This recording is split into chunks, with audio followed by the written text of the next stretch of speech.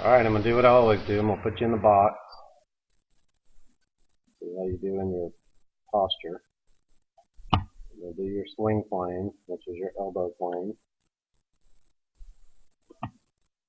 Let's see if you can spot the mistake and do the same thing over here too. Outside of your ankle, outside of your ankle, top of your head.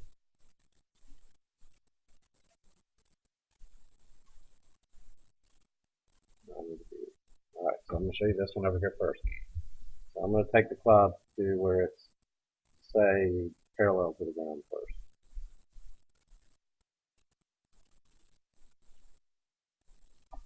Yep, plugged inside my hand.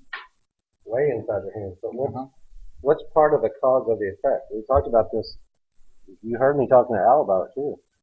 If your hips turn too early, yeah, your shoulders and your arms and your hips are all turning back at the same time. And if everything moves at the same time, the club's always going to go around. And it creates a high handle coming down. The reason you will shank it coming down sometimes, that's an over rotation. There's not enough flexion in that right knee there. And I think it causes you to move up and off the ball too much. You move off and up. So now you got to move down the same amount. Yeah. All right. So let's see if you do. I think you're going to sway back forward. So now you're too far in front of the ball, and now your arms are behind you. Yeah. They're not in front of you, right?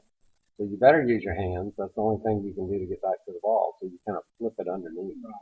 See how the face is flipping under it? You're doing that because you're in front of it because you slid. Let's see what it does to the handle. That handle is too high. It should be on that line or inside that line. Right. That handle is coming in really, really high. Because remember where your hands start. Let's just understand biomechanically where your hands start.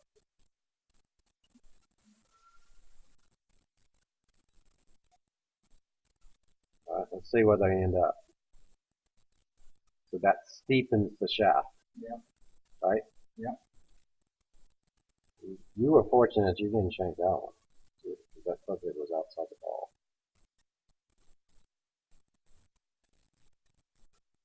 To do a comparison of how your head moves in the takeaway and your hips move, your legs should stay as quiet as they can be and your head should stay as quiet as it can stay in the first, say, 4 feet of the swing.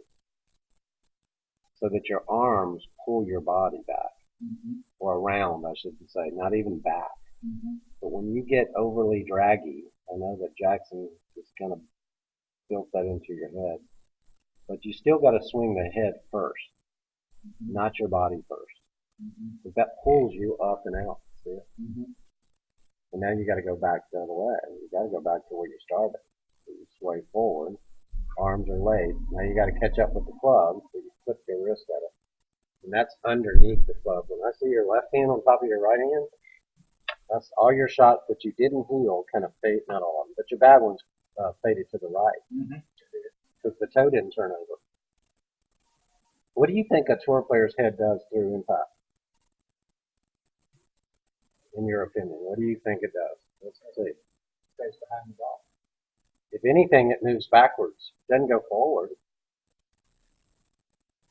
And your spine is actually going like this. It's not going like that, right? And even with the driver, it even does more than that. Let's see what his head does going back. Remember, his coach used to hold him by his hair. So at the top of his swing, he's as much left as he is to the right, isn't he? There's his ankle. Look at where his left hip is. So now he's going to change. He recenters his body back to the center. Now watch his head. Yeah, it's moving back.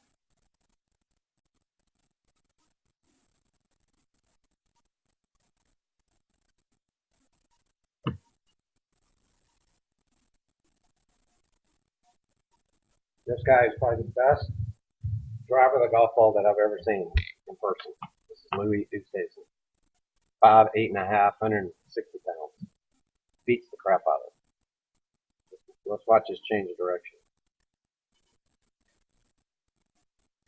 Wow, his head moves way back.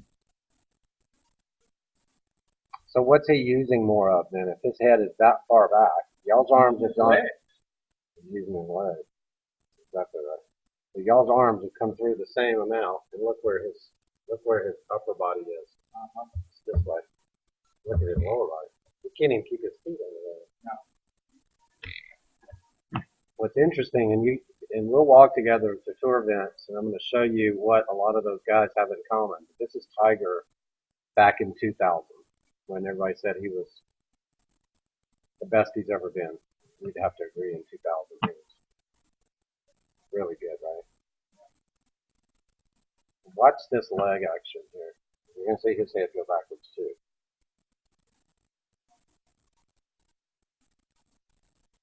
His feet are going to do exactly what his left foot will not be on the ground. Now his head is going backwards here, isn't it? Yep. Watch his left leg right now.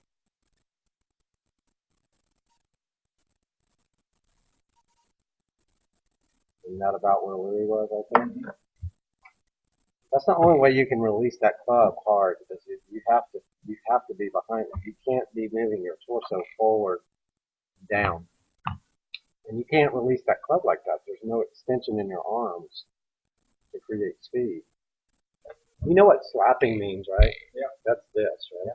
I What's can see what- I was doing. What's releasing mean? Releasing means that. It goes over.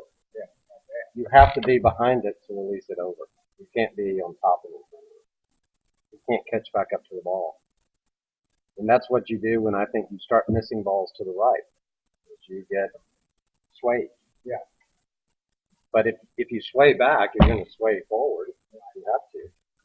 You got to keep your lower body quieter going back early in the swing and then turn late. Because when you move off the ball and turn first, then you go up.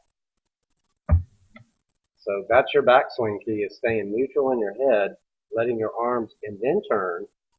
And when you change directions from the ground, not from your torso.